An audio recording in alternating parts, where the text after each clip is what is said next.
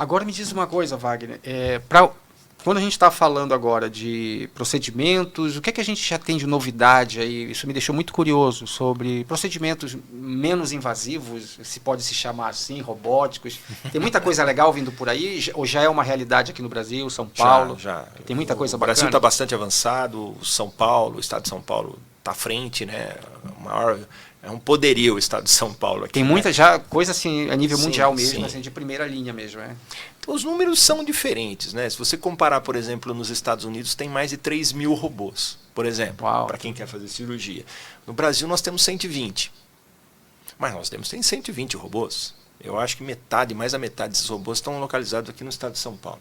Então isso é uma motivação muito grande para os mais jovens. A gente percebe que os nossos jovens urologistas, eles querem fazer laparoscopia robótica, que são as cirurgias minimamente invasivas. Era aquele jovem que estava no videogame e agora está lá.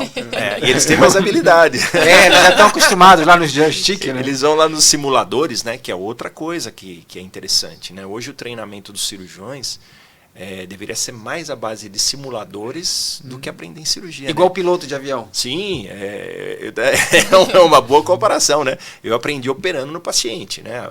Foi mesmo. No cachorro, no porquinho, né? Mas a gente, na minha fase de formação de cirurgia, eu aprendi nos pacientes, sempre com orientação de alguém junto e olhando e supervisionando, né? Mas era assim, era igual piloto de avião antigamente. 30, 40 anos atrás aprendia com o piloto. E devia ser um sufoco, né? Agora, assim, sempre que eu olho aqueles negócios, coloco o dedo ali, como é que é aquele tote ali? Cara, aquele negócio mesmo, tu tá ali muito, pequenininho, ainda mais que você fala de operação ali, de operar a próstata. Uau, como é que... Sabe, como é que é aquele tote ali, aquela sensibilidade? Que você fala? Leva tempo para você se... sim, porque você e a máquina meio que tem que ficar uma coisa só, né? Tem que ser uma espécie de exoesqueleto ali seu, né? Eu trabalho na Sociedade Brasileira de Urologia e eu tenho alguns projetos na sociedade. E um deles é trazer mais laparoscopia para o interior do estado de São Paulo. Porque eu acho que o pessoal ainda faz... Laparoscopia robótica que você está falando. Não, laparoscopia básica. Básica, ainda o básico. É colocar os trocáteres no abdômen, entrar com umas pinças, tesoura, pinça e Entendi. operando. Como é que a gente faz na laparoscopia? Eu trabalho com 2 portais, né, 2 trocáteres, e eu tenho um auxiliar que vai na câmera e um afastador, um aspirador. Então nós trabalhamos em dupla com 4 portais. O robô, eu controlo esses 4 braços. Eu acoplo o robô, eu sento num console, né, do lado, assim, nessa distância de alguns metros do paciente e controlo o robô dali. 4 braços. Então, com comandos, a gente mexe a câmera, mexe os 2 braços e mexe também esse 4º braço. Mas aí tem que ter um treinamento para isso, né? Mas para isso, infelizmente, ainda o acesso ao robô é para poucos cirurgiões. E aí gera uma expectativa, né? Para treinar, a gente está falando de robô chamado robô escola. São poucos robôs de escola. O cara para chegar na robótica, operar robótica. Alguém tem que colocar ele ali, né? Para o médico não é muito fácil, né? É difícil ele chegar nesse ponto. Não sei se são todos. Eu falo na urologia que não são todos que vão fazer cirurgia robótica, são alguns. Mas o cara tem que querer, né? Então o que ele pode fazer isso? Esse é o meu lema na sociedade de urologia. O que é o meu lema? Pô, se você está longe do robô, vamos aprender laparoscopia. Porque a escolinha. Seria a escolinha. É o mesmo processo. O robô é uma cirurgia laparoscópica robô assistida. A diferença do robô é que você tem os braços controlados por cirurgião só, mas é uma cirurgia laparoscópica. Ou seja, você vai pegar ali os fundamentos do que é uma laparoscopia, no robô você vai ter que ter uma relação, uma experiência com a máquina, pode chamar assim, né? Você com já as não é mais pinças que são diferentes, né? O robô, primeiro que você tem uma visão tridimensional. Legal. Já muda. Na laparoscopia eu tenho uma visão bidimensional. Então você fica imerso ali, você fica no console, né? Coloca.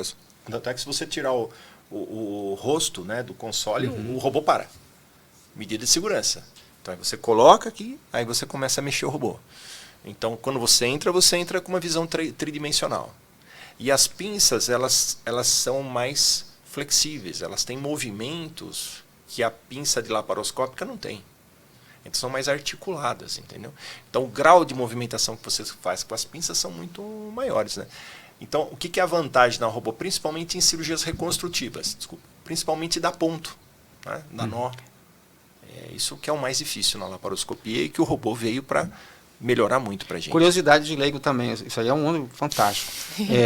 Imagina, né? Isso é ficção científica. Até no tempo atrás era ficção científica. Agora já está aqui na nossa frente aqui um especialista que opera com isso aí. Você precisa de internet nisso aí ou é mecânico, tudo ali é meio... É tudo cabeado, tudo cabo. São cabos. Então, quando criaram o robô, a ideia era ser uma cirurgia intercontinental. Mas aí você depende de Já teve internet, teve intercontinental, Wagner? O cara lá no outro país...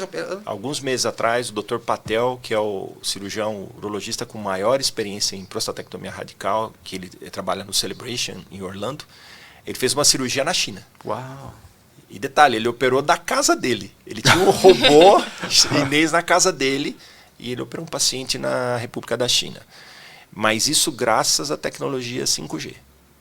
Porque com riscos, né? Ainda, exato, porque você tem um delay. É lógico que lá na China deviam ter uns cirurgiões. Se precisasse, você cabeava e fazia. Os cirurgiões lá tinham competência para terminar a cirurgia. Né? Então foi mais que um teste.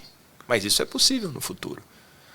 E é engraçado, né? Essa cirurgia começou a ser intercontinental, porque imaginava o paciente aqui no Brasil sendo operado por um cirurgião americano. Não virou, né? Por causa que a internet, 3G, não rodou.